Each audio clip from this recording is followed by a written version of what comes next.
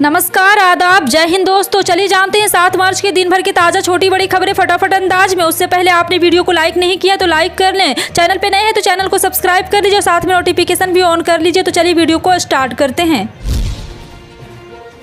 उत्तर प्रदेश विधानसभा चुनाव के 6 चरण के मतदान हो चुके हैं। अंतिम चरण के मतदान से पहले भारतीय किसान यूनियन के राष्ट्रीय प्रवक्ता राकेश टिकैत ने कहा है कि इस बार बीजेपी को काफी नुकसान होगा अगर ईमानदारी से परिणाम आए तो यूपी विधानसभा के 7वें और अंतिम चरण के 7 मार्च को कराई जाएगी और इस दौरे में 54 सीटों पर मतदान होना है, जिन पर 613 उम्मीदवार चुनाव मैदान में है। 7वें दौर में 2 करोड़ 6 लाख मतदाता है। इनमें 1 करोड़ 10 लाख पुरुष और 96 लाख महिला मतदाता है। इस दौर में 1017 तीसरे लिंग वाले मतदाता भी हैं। 7वें चरण से पहले किसान नेता राकेश टिकैत ने कहा है कि बीजेपी को 6 चरणों में ईमानदारी का नुकसान है। यदि बेईमानी करते हैं तो कम नुकसान होगा। सरकार से लोग नाराज है, हालांकि आंकड़ा नहीं बता सकता, लेकिन काफी नुकसान है।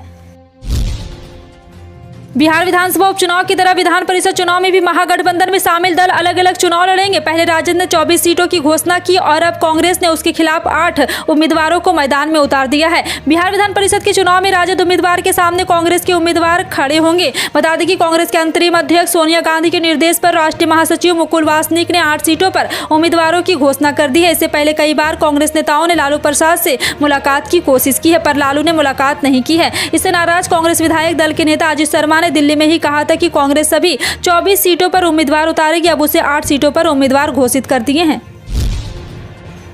यूपी विधानसभा चुनाव 2022 के 7वें और अंतिम चरण के लिए 7 मार्च यानी कि आज वोटिंग हो रही है। पीएम नरेंद्र मोदी के संसदीय क्षेत्र वाराणसी समेत उत्तर प्रदेश के 9 जिलों की 54 विधानसभा सीटों पर सोमवार सुबह 7 बजे से शाम 6 बजे तक मतदान होना है। पूर्वांचल की हॉट सीटों की बात करें तो गाजीपुर की जहुराबाद विधानसभा सीट पर सभी की निगाहें टिकी हुई। यहाँ से सुहेलदेव भारतीय समाज पार्टी के राष्ट्रीय अध्यक्ष ओम प्रकाश राजभर सपा के गठबंधन पर प्रत्याशी है। सुहेलदेव भारतीय समाज पार्टी के अध्यक्ष ओम प्रकाश राजभर को बसपा और बीजेपी ने जहुराबाद सीट से चुनौती देने की पूरी तैयारी कर ली है।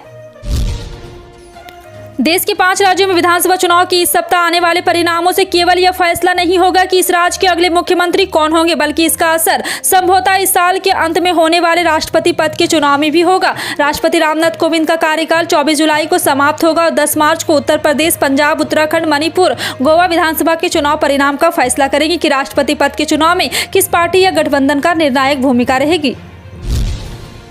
बीजेपी सांसद रीता बहुगुणा जोशी के बेटे मयंक जोशी ने समाजवादी पार्टी का दामन थामने के बाद आज तक से बातचीत में कहा है कि बीजेपी में परिवारवाद का पैमाना छलावा है। मैं आज तक पता कर पा रहा हूं कि बीजेपी ने परिवारवाद का क्या मानक तय किया, आखिर किस आधार पर राजनाथ सिंह के बेटे पंकज सिंह को टिकट दे दिया जाता है। जी हां, आपको बता दें कि फागू चौहान के बेटे को टिकट मिल सकता है, लेकिन रीता बहुगुणा जोशी के बेटे को नहीं मिल सकता है। इनका परिवारवाद का मानक इन नेताओं पर क्यों लागू होता है। मयंक जोशी ने बीजेपी पर हमला करते हुए कहा, मैंने 13 साल भाजपा में लगाए हैं लेकिन पार्टी ने कुछ नहीं दिया है। अपनी सांसद मां की चर्चा करते हुए मयंक जोशी ने कहा है कि उनकी मां ने लगभग अब राजनीति से संन्यास ले लिया है, क्योंकि 73 साल की हो चुकी है। वह कह चुकी है कि अगला चुनाव नहीं लड़ेगी, किताबें लिखेगी, संस्मरण करेगी। वह अभी बीजेपी में है।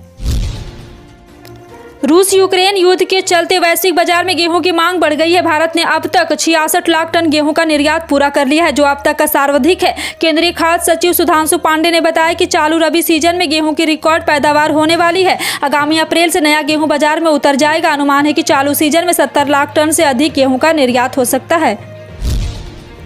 तेल कंपनियों ने शुक्रवार को बिहार में पेट्रोल और डीजल के नए दाम जारी कर दिए हैं और जारी नए रेट में कोई भी बदलाव नहीं हुआ है। राजधानी पटना में आज पेट्रोल का दाम की बात करो तो यहाँ पेट्रोल का भाव 105 रुपये प्रति लीटर और डीजल 91 रुपये प्रति लीटर हो गया है। 26 फरवरी के बाद से पेट्रोल और डीजल के दाम लगातार बढ़ते ही जा रहे हैं। वहीं सरकार भी पेट्रोल डीजल के दामों पर लगाम लगाने की कोशिश कर रही है। बिहार सरकार ने भी पिछले साल ही पेट्रोल डीजल पर लगे टैक्स को कम कर दिया था। यूपी विधानसभा चुनाव के अंतिम चरण में प्रदेश की अंतिम 4 विधानसभा सीटों पर भी मतदान होना है। ये चारों सीटें सोनभद्र में है। 4 राज्यों की सीमा से सटे इस जिलों की चारों सीटों का माहौल भी अलग अलग है। सोनांचल का भविष्य तय करने वाले इस चुनाव में सबकी निगाहें आदिवासी वोटर पर है। आदिवासियों में गहरी पैठ रखने वाले सपा बसपा को वर्ष 2017 में भाजपा ने तगड़ा झटका देते हुए चारों सीटें अपने पाले में कर ली थी। इनमें 3 सीटों पर भाजपा खुद जीती तो 1 सीट गठबंधन की सहयोगी अपना दल को मिला और भाजपा फिर से इतिहास दोहराने की कोशिश में जुटी है, तो सपा बसपा अपने वोटों पर पकड़ मजबूत बनाने की जद्दोजहद कर रही हैं। पश्चिम बंगाल में हाल ही में संपन्न हुए निकाय चुनाव में बीजेपी ने पार्टी के प्रदर्शन को लेकर एक समीक्षा बैठक का आयोजन किया था। समीक्षा बैठक में प्रदेश अध्यक्ष सुकांत मजूमदार, दिलीप घोष, लॉकेट चटर्जी, अमित मालवीय, दिनेश त्रिवेदी समेत सभी मुख्य नेताओं ने शिरकत की है। लेकिन टीएमसी छोड़कर बीजेपी में शामिल हुए शुभेंदु अधिकारी और केंद्रीय मंत्री शांतनु ठाकुर बैठक में मौजूद नहीं थे। निकाय चुनाव में बीजेपी के वोट शेयर में आई कमी को लेकर इस बैठक में चर्चा की जानी थी। 2021 के विधानसभा चुनाव में 77 सीटों को जीत के बाद नगर निकाय चुनाव में बीजेपी के वोट शेयर में भारी गिरावट देखी गई है। इसी तरह की छोटी बड़ी खबरों को जानने के लिए जुड़े रहें आप अपने न्यूज़ 24 से। मिलते हैं अगली बड़ी खबर में, तब तक के लिए जय हिंद।